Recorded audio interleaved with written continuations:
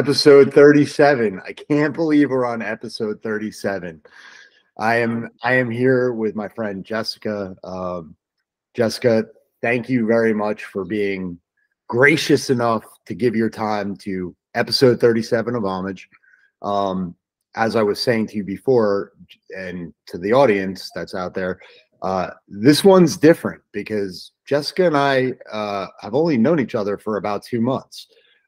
In those 2 months, though, from our original conversation and just kind of us bantering back and forth before this call started, I feel a very close, kindred kind of spirit to where we are building our companies, the family life, all those things. So, Jessica, welcome to Homage, number 37.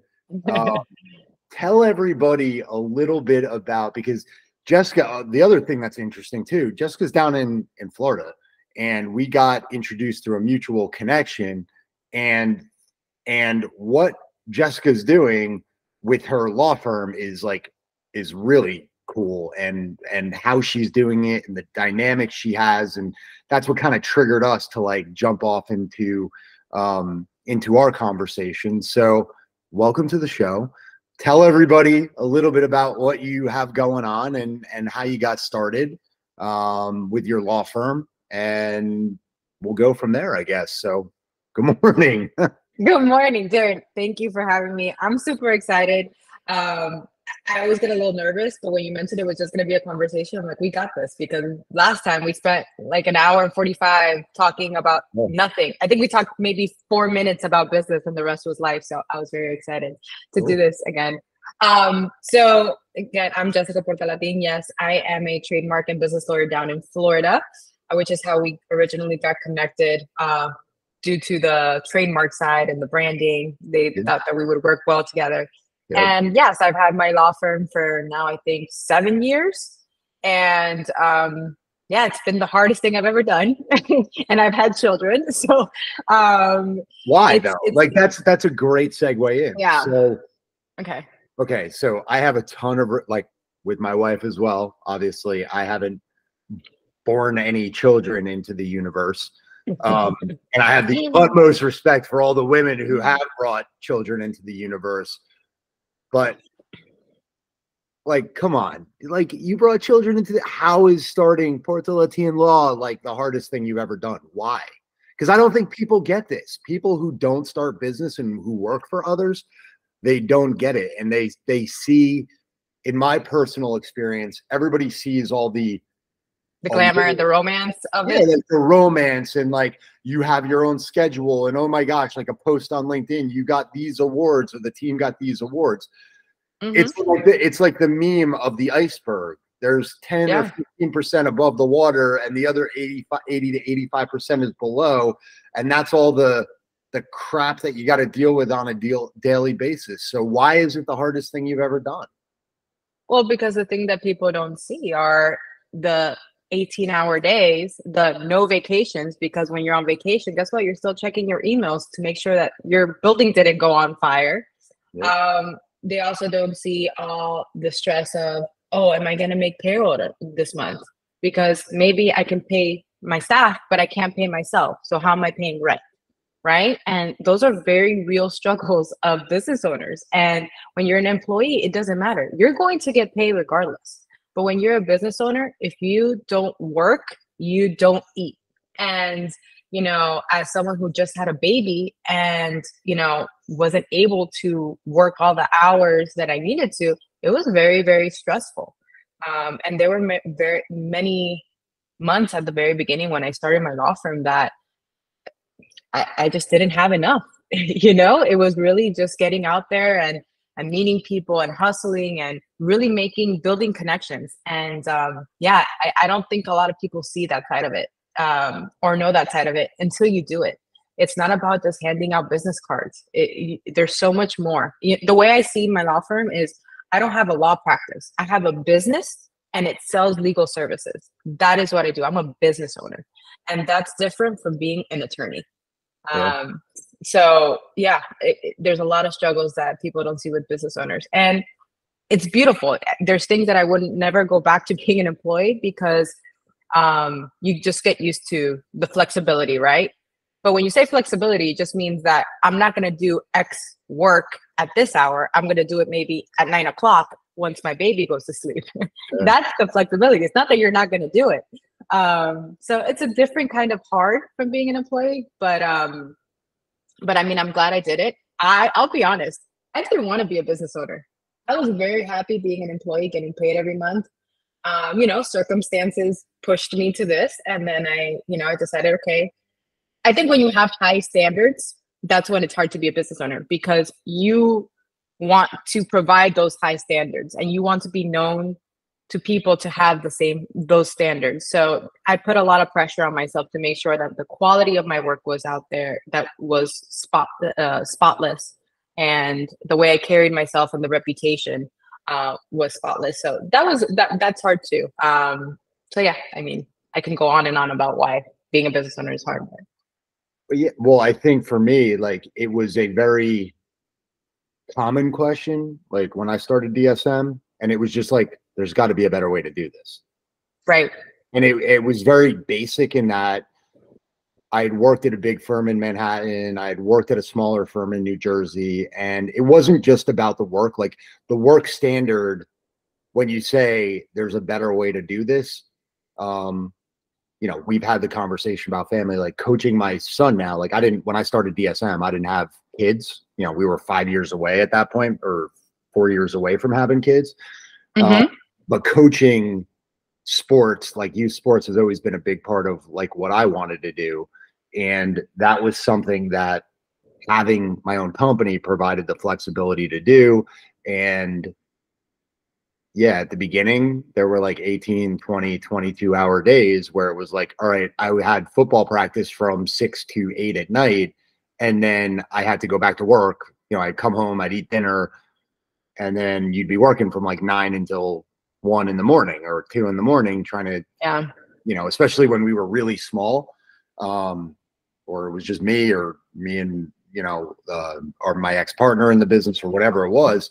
It was just like, all right, there's not a lot, now the company's kind of like a machine. Yeah. Right. Now that you have the layers and now that you have the people in place, in my opinion, I think the best thing an entrepreneur can do, or the most skilled thing an entrepreneur should do, is to be able to find people that surround them that complement their skill set. And right. now, we're here 18 years later. And if I went to Antarctica for 6 months, the company would continue going literally without me. It would probably be, in some ways, it'd be better without me. Yeah. Because and there's something to that, though. That says a lot about you as a business owner, right? You hired people that are better than you in what they're doing. And sometimes, as we're very egotistical as business owners, that we think that no one can do it as well as we can. And that's just not true. There's a bell curve in learning, but they will eventually do it much better than you. And let's say they're doing it 60%, right? That's still better than you spending your time answering your phone or doing XYZ that's administrative. As a business owner, that's just not the best use of your time. You're the leader, you're the brain. You need to be building your business, like the big picture view, not be filing papers. That's not going to grow your business. So hiring people that are better than you is definitely, that says a lot about you as a leader. Yeah. I just think that I joke about it now because it's literally like, oh, that's my only skill set, is that I was able to hire people that were better than me in certain things. And actually, it's funny because as you build it, there's an element, I've talked about this a bunch of times with different people who are in all different professions, but there's a little bit of an element of imposter syndrome that kind of sinks in, where you're like, what do I actually do here anymore? Yeah.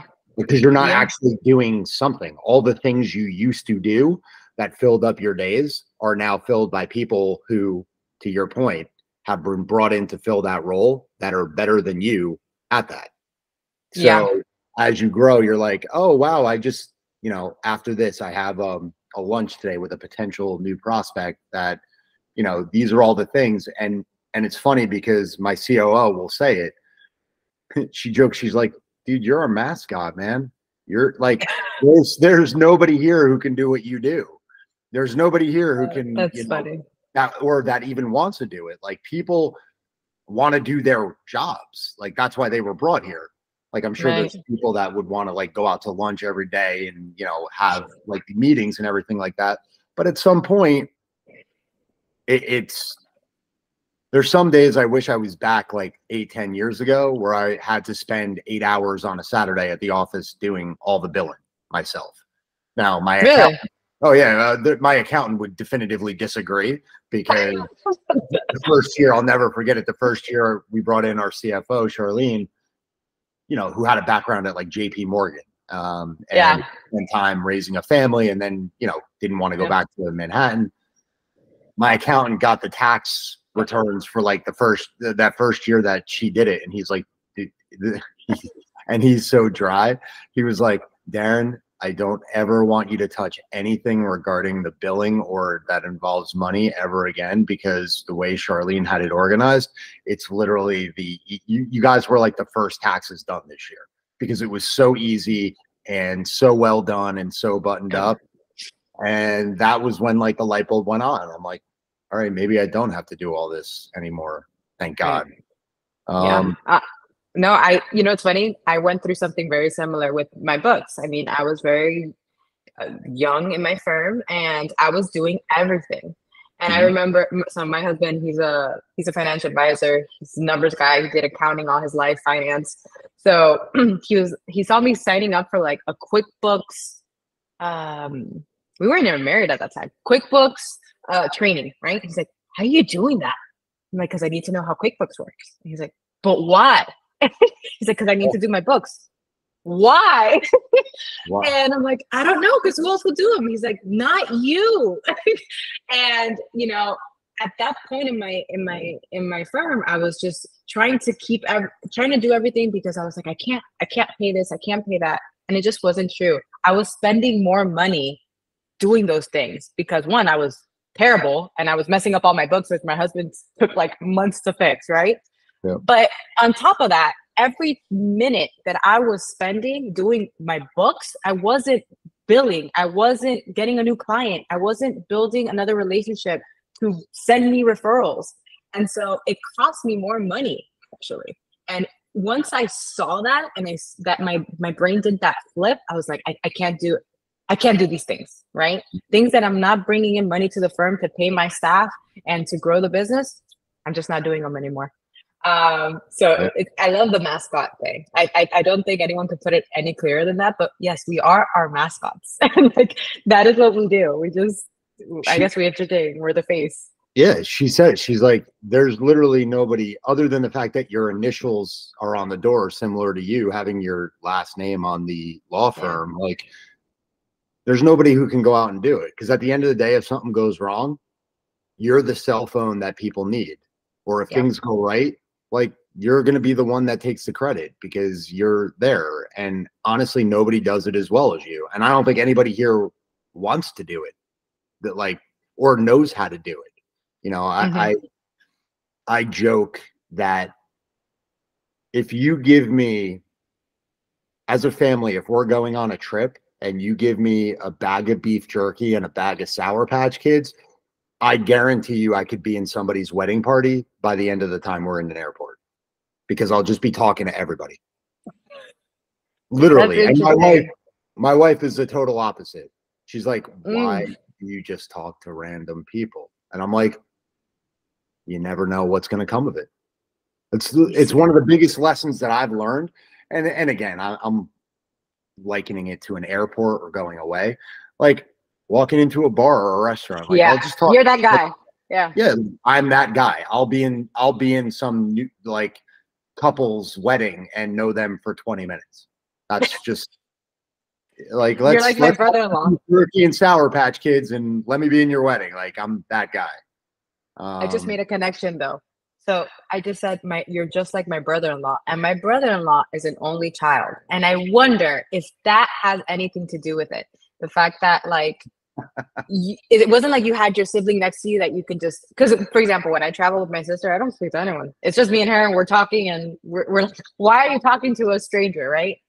But you didn't have that option. I wonder if that was a big factor in why you became more extroverted and more social. What do you think?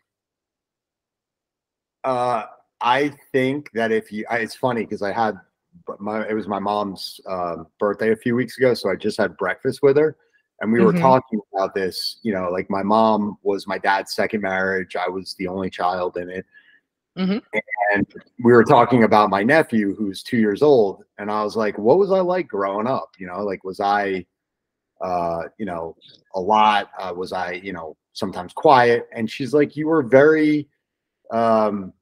You were always outgoing. Like we went to Disney with my grandparents when I was 5, and they had this like show at like a cowboy saloon or something where I just ran up on stage and started like I was like, I got my holster and my big hat and like I was, in the show with Yeah. with the characters at Disney.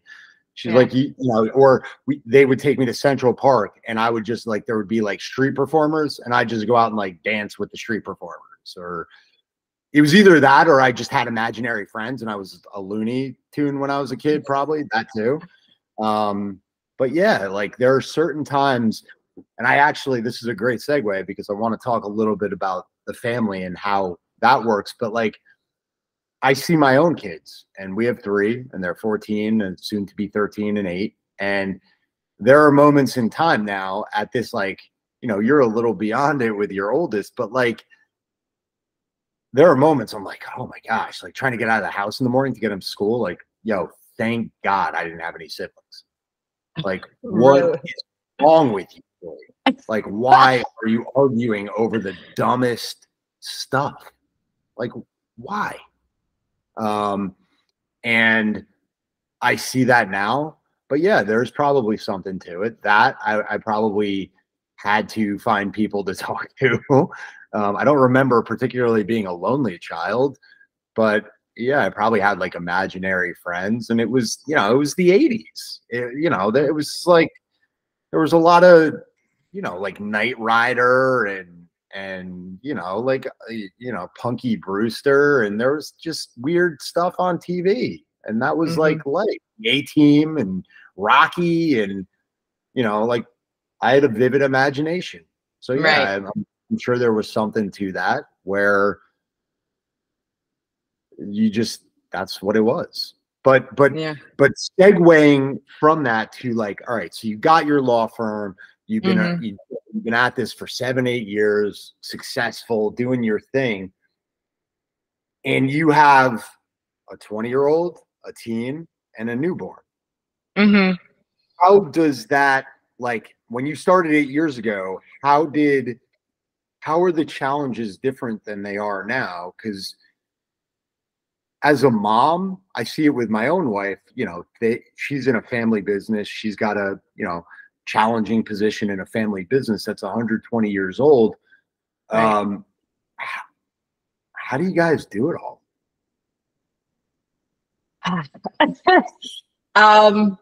Something's you're got to still trying give, to figure it right? out too. You're still trying to Yeah, figure it out too. because I will say I sometimes look at my husband and we're at night when we're getting into bed. I'm like, man, like there's a lot going on and we're doing Yeah. it. And I told him the other day, and I might get emotional saying this, but like I'm in a point in my life that I feel so full. We are on the journey to getting where we want to go or where our goals are, but we're enjoying this part so much. Like we just moved to another apartment. We were in a 2-bedroom apartment for many years, and we were tight. But I would tell him, like, every time I get home, I'm so happy to be home. Like I feel warmth and I feel love here. And Yeah. sometimes we can be in a mansion and we might be miserable, but I am so happy in our 2-bedroom home. Like, so we are we're doing everything with a lot of love, and I think that's why we have more energy, because we don't get a lot of sleep. I mean, it's a newborn, right? Yeah. And we're both business owners, so I guess that's where it gives, right? The sleep. But Yeah. we both feel so full in our lives that it keeps us pushing, and yeah, I think that's what it is. And also on the firm side, I think we spoke about this before, but I wanted to close down my firm 2 years ago because I was so unhappy, right? When I opened my law firm, I was very young, and I I had this idea of what a law firm had to look like, right? There's these gray-haired men, and you have to look very serious, and you have to wear a suit, and you have to cross your arms like this, and all this stuff, right? You have to speak a certain way, and I did that for so many years, and it was so disingenuous to who I was and who I am. And to the point that I just wanted to close down my law firm. I wasn't happy. I wanted to do something else. It was stressful, and it just wasn't bringing me joy. And about a year ago, I don't even remember what triggered it or what, but I said no more. I'm gonna do this and be genuine to who I am. And so you will not see me in a suit. Even if we're in a closet, you will not see me in a suit. I talk to my clients on a first name basis. I had a client call me yesterday to help him with something about his son, something very personal. And I told him, I'm so flattered that you thought of me. And he's like, I respect you, like that's the relationship I have with my clients. And I love it. My newsletter, if you, I don't know if you've been getting it, but the last one was about my husband learning how to salsa dance. It didn't, I think I had one thing about trademarks at the very bottom. I include a recipe, an activity, and something very personal to me. And now is when I'm getting the most feedback and the most traction with my clients. It's amazing. I have people writing me back. They're like, oh my God, I didn't know this was your husband. Look at him salsa dancing. Da, da, da, da. It was, and before, people didn't even know I was pregnant. People didn't know I had a baby because I was so shut off from letting people know that. And when I made that shift, it just opened up this door, and I'm so happy to have my own business because now I can live truthfully about who I am and what is important to me. And that kind of ties back to the core values that I mentioned to you about my firm, that, something very, I'm a Christian, and I wanted a way to incorporate my Christian values into my law firm, because one of the reasons I went out on my own was because I kept seeing what law firms were doing, and there's a reason why lawyers have this reputation. And I was like, I want to break that. I don't, that's not who I am. So, one of our core values is giving, right? So we charge a consultation fee, but we don't keep those. We donate those to nonprofits. And, we have a certain schedule because I don't want my staff coming in on the weekends. They all have family. They're single moms. And so they get their rest. And during the week, they work really hard for my clients. I have clients that call me and say, your staff is amazing. And that brings me joy. And it's because we create that balance, So those are the things that my goal and my vision for my firm is to break the law firm stereotypes. Okay. And so breaking the cycle. I love it. Breaking that cycle. It's there's a lot to be said to that giving element too.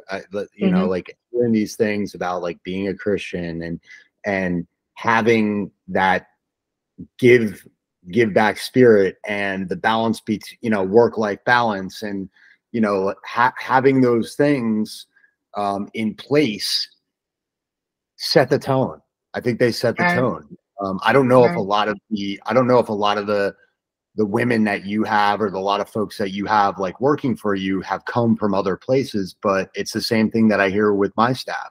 A lot of them have come, there's a few that this is their first job, but I had lunch with one of our employees on Monday, and he came from another agency, and he's like, you don't even know what this place means to me, because, like to be able to have work-life balance, two, to be able to have a boss that will sit down to lunch with me. And again, we're not the biggest firm. Like for me, that's easy. Like I'm happy to do it. Like, you always got to eat during the middle of the day. So anybody who wants to have lunch with me, like I'm all for it. But to have him say to me, it means so much, especially where I came from, where we didn't have that. And if I did have a concern, to be able to bring it up not just to like our COO Zinka, but to you, and then actually have somebody listen and do something, if you can do it, is immense. Like not every place is like this.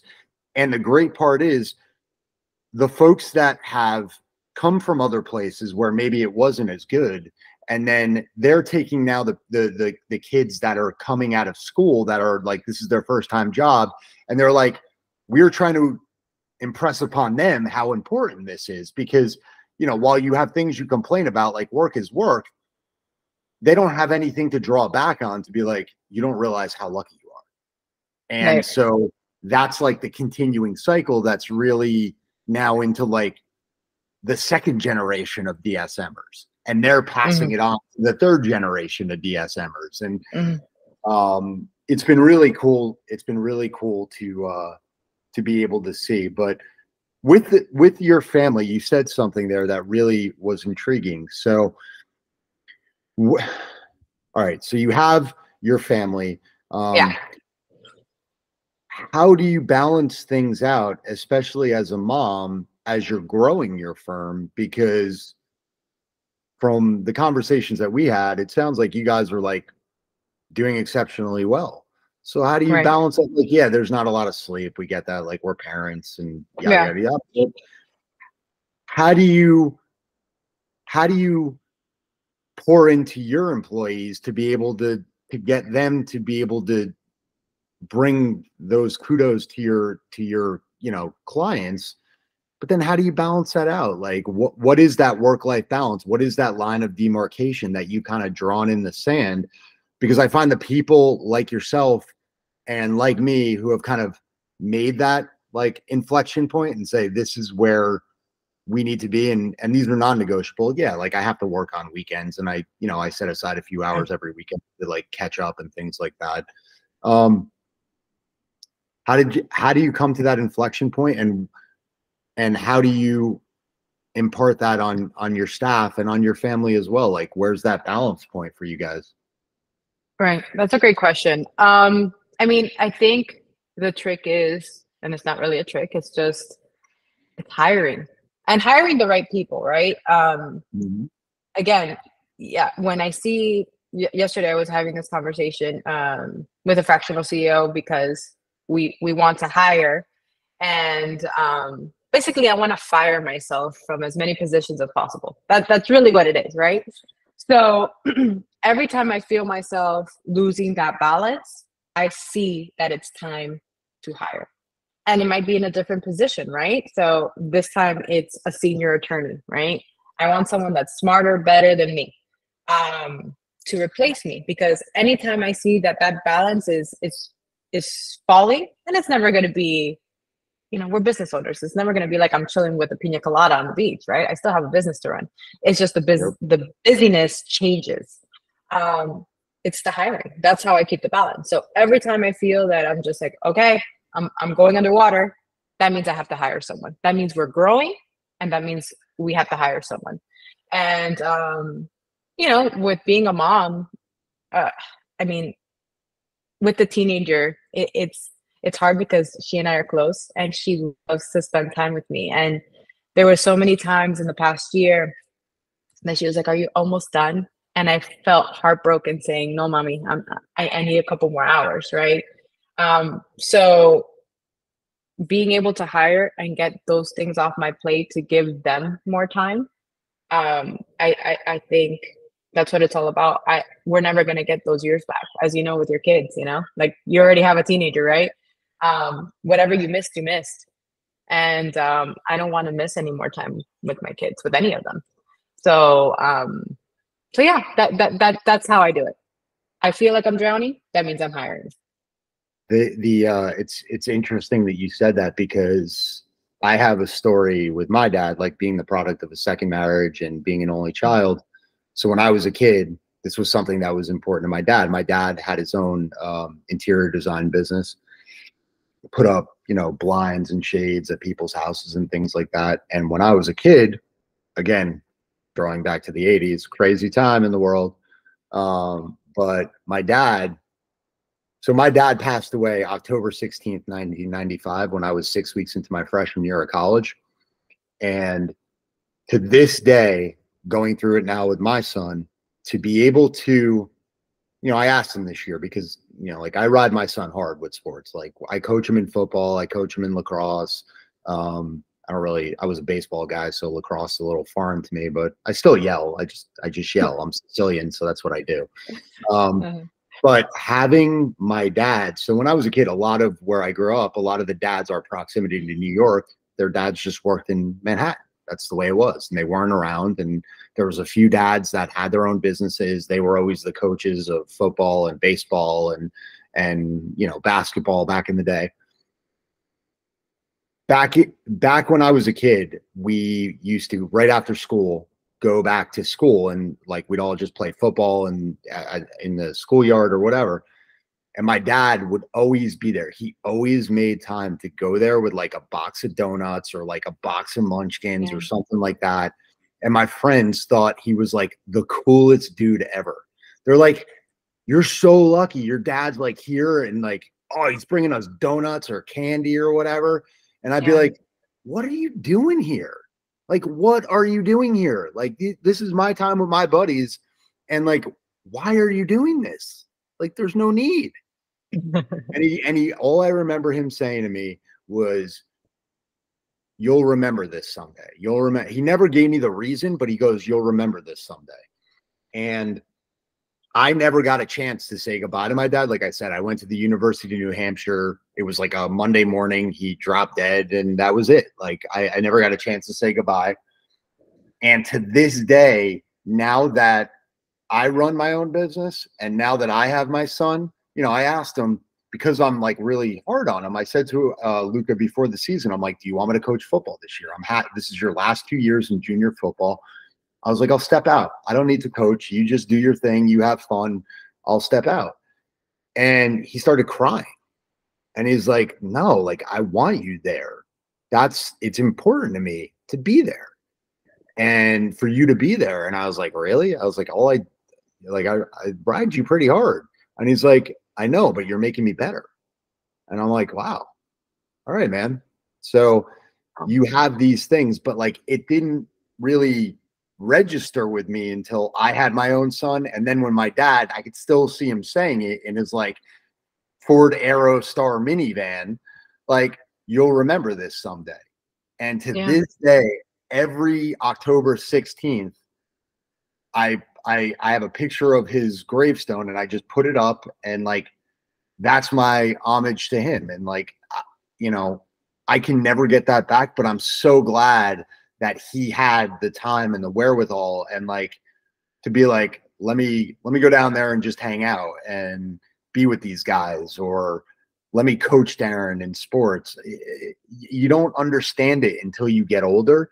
And when you finally understand it, you realize how important it is. So it's a kudos to you for doing that. Cause there's so many people, especially probably where you are and where we are here, like the dads are just non-existent.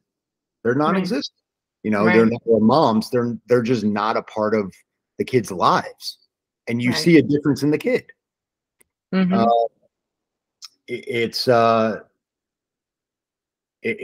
really is, to your point, like that work-life balance and how you do it.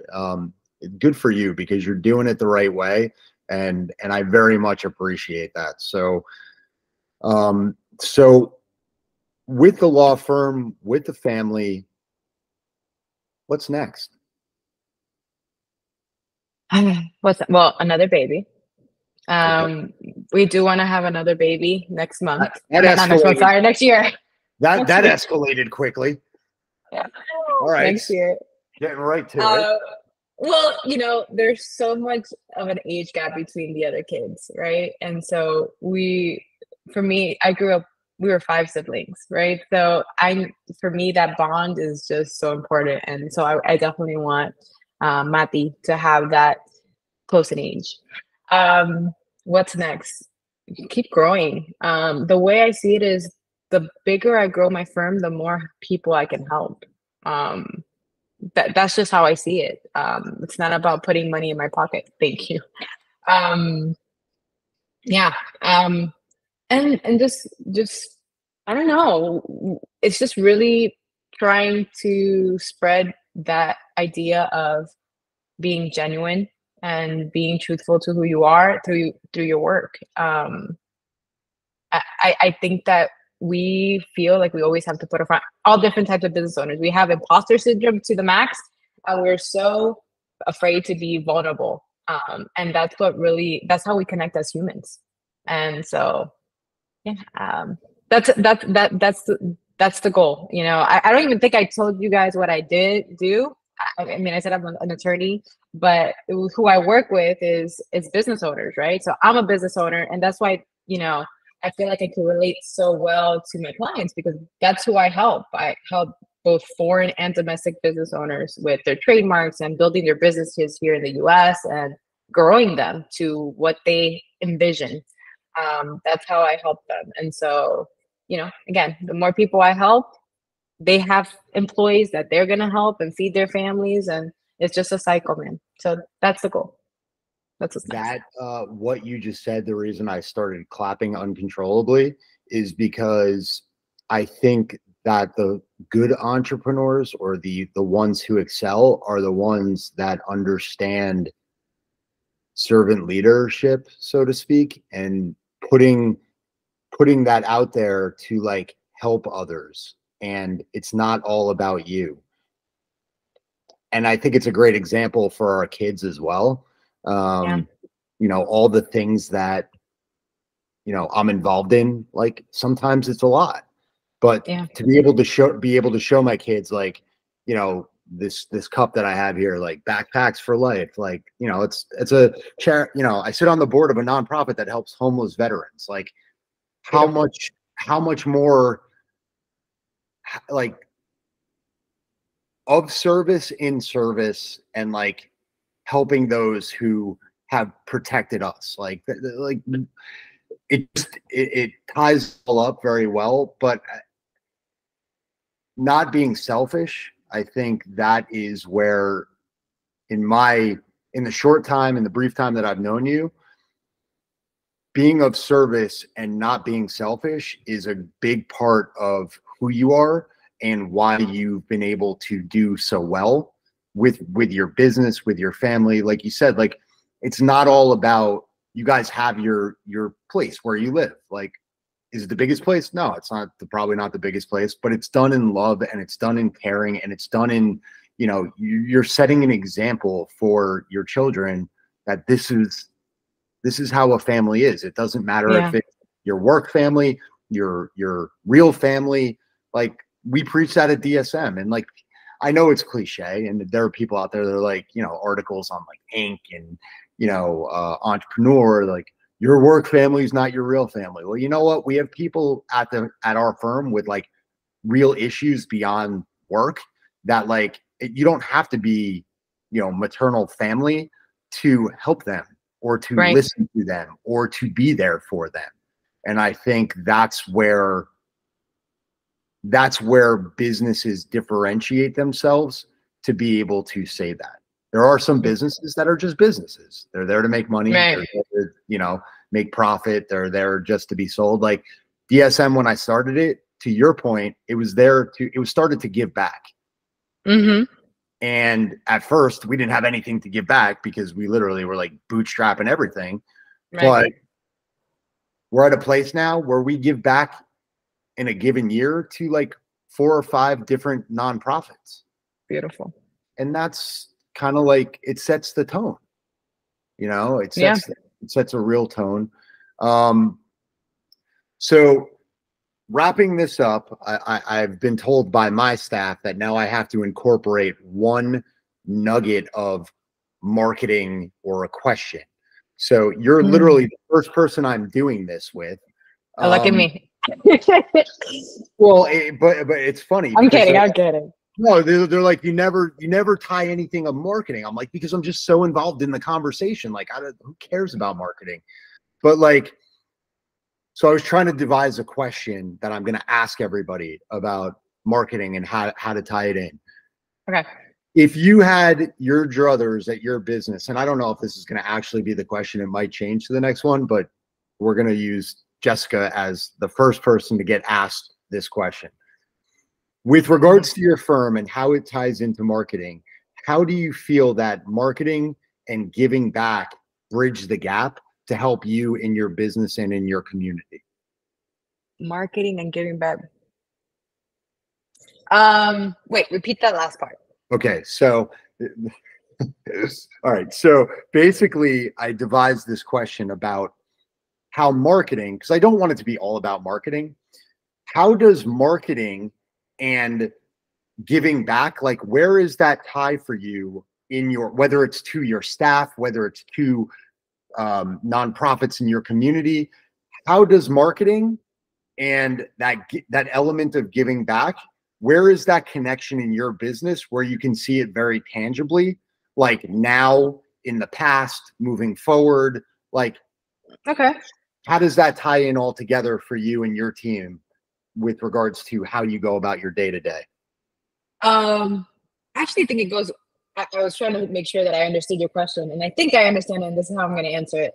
I think it goes really well, and I think it does because giving is one of our core values, right? If Yep. it wasn't, then it wouldn't tie. And I think what happens with a lot of businesses is that since that's not a primary concern, the giving, it's really just receiving, it doesn't tie in. But for us, for example, some of our marketing, I guess, quote unquote, strategies is we give away a lot of free information. Like I just did a whole trademark masterclass for restaurateurs, right? Where they can step by step go through it and learn about how to do a trademark for themselves. Yeah, I'm a trademark lawyer, right? What I want is for them to come to me, but I'm giving them the tools and then allowing them to choose if that's what they want to do with their time or if they want to hire me. So it does go hand in hand. And likewise, like I mentioned, putting the how we give back, so that nonprofit, I think that attracts a certain type of client, letting them know that we give these consultation fees to this cause and being very open about that. I think that people say, well, I'm not only am I going to get legal services, but I'm going to be giving while receiving this information. So I'm not even paying her, I'm paying for this cause. And I think that ties it really well. It attracts a certain person, which is what I want. I don't want every client.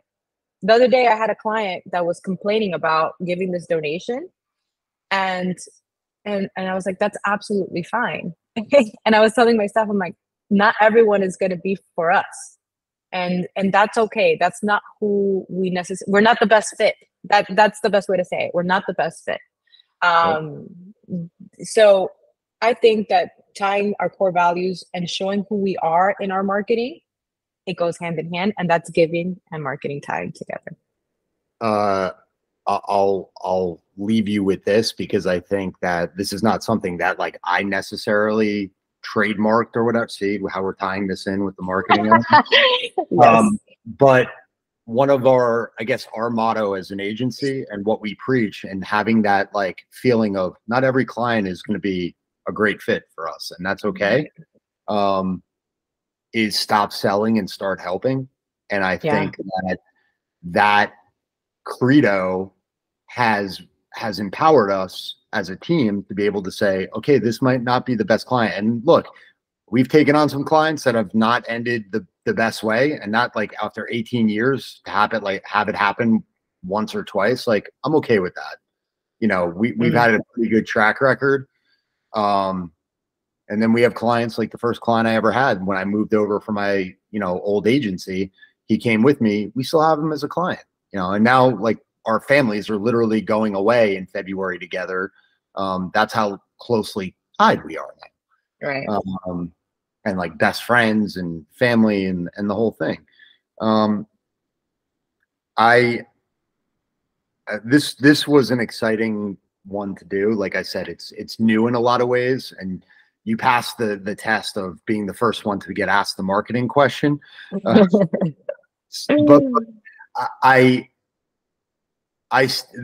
this homage, like literally when I say it's heartfelt, this is for you, not only because you're growing a successful business, but you're a mom, you're a wife, you're doing things exceptionally well on so many levels. So those days that you have Thank imposter you. syndrome, like,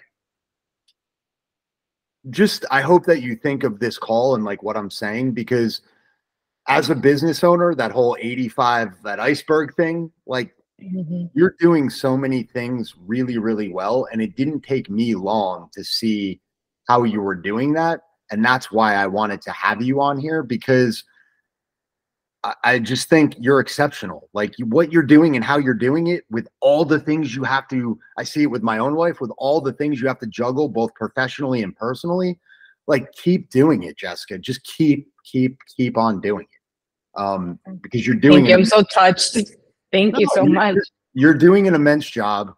And I want to say thank you. And I hope that we can, like I said, I'm so thankful that we were introduced, because I just feel this kind of kindred, like we're going through this together as Yeah. business owners, as parents with kids kind of in the same age range, and all the, the range of emotions that go with it. And just the way, like, I'm happy that we're connected because you're doing it the right way. So I Thank will you. leave the last word to you. Tell everybody what you got going on. And episode 37 is in the books. Oh my gosh. I hope I can come back because this was so much fun. You might be Oh, the yeah. you might be the first one that we actually have come back. We'll do like 10 episodes, and then we'll do like the follow-up. I love it. I mean, believe it or not, I have stage fright. I'm a super shy person. So just the fact that we were able to have this conversation and just so chill was amazing. It just says like I really have a lot of chemistry with you in chatting, and it's so much fun. Um, but yeah, I mean, what do I got going on? I just listen, if I can help anyone, it has nothing to do with trademark or business law. If you have even an immigration problem or a plumber problem and I can help you, feel free to reach out. And I actually mean that literally. I have people reach out to me about plumbers, like, do I know a plumber? So reach out. I like to connect people with trustworthy individuals and professionals. So that's really what I'm about. And if we can help you and we're a good fit, then even more of a pleasure. But if not, if I can connect you with another professional like Darren, that's amazing. That to me is a win. So yeah, I mean, I hope everyone has my information. They can get it. Again, Jessica Portalatin Law Firm down in Florida. Let me know how I can help you. I will make sure that when I post this, that Jessica's information is up. You should definitely call her, obviously, for any trademark stuff. But if you need a plumber, she probably knows one. So make sure you reach out to her. I can't wait to get the first message being like, Darren, somebody reached out. They live in Minnesota and they're looking for a plumber, and I'm down in Florida. If you're in Minnesota, she probably doesn't know a good plumber. But if you're down in South Florida, Jessica's the one to call for the good plumbers. I mean, surprise, surprise. My brother lived in Minnesota for many years, so I probably do know a plumber in Minnesota. I'm telling you, my network. I'm full of surprises, Darren. Come on, give me a bigger challenge. I had zero clue, and I swear I had zero clue that Jessica's brother lived in Minnesota. I just said Minnesota off the top of my head. But thank you so much for this conversation. Keep on doing what you are doing. Keep on bringing light and the salt and light to people in this world, because you are doing an amazing job. And I am so thankful to know you. Episode 37 of Homage. Yes. Books, Jessica Portalatin. Thank you. We will talk soon. And obviously, anything I can do to help you or in service or whatever, let me know.